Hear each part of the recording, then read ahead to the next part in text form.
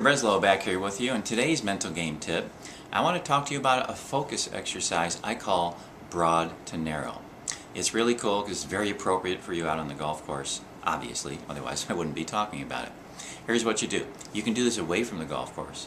All you need to do is find a picture. If you have a large frame of something on the wall at home, that's great, or even a small photo is fine. A 5x7 photo is fine. Here's the idea. You place the photo in front of you, and what you want to do first is look at it in a broad way. Look at the whole picture, everything about it.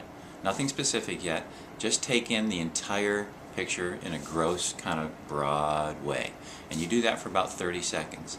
Then you find something very specific that you would have picked out beforehand and allow your eyes to come narrowing in on it. So for example, let's say you have a picture of a tree and there's a knot on the tree.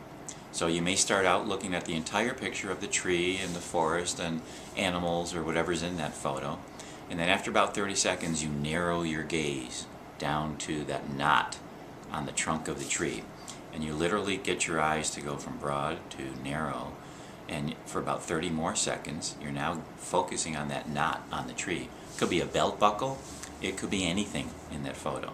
Just pick something very, very specific and small target. And now you're doing that for 30 seconds, and then for the next 30 seconds you bring your attention back wide again and take in the entire picture.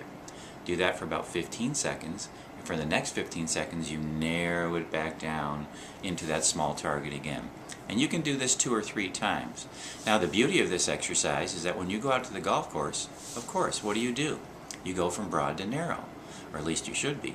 As you're standing behind a ball and you're choosing the shot you're going to hit, your gaze is very broad, isn't it? You're taking in the entire course, the layout of the fairway, any hazards that might be in your way or any obstacles that might be down the road.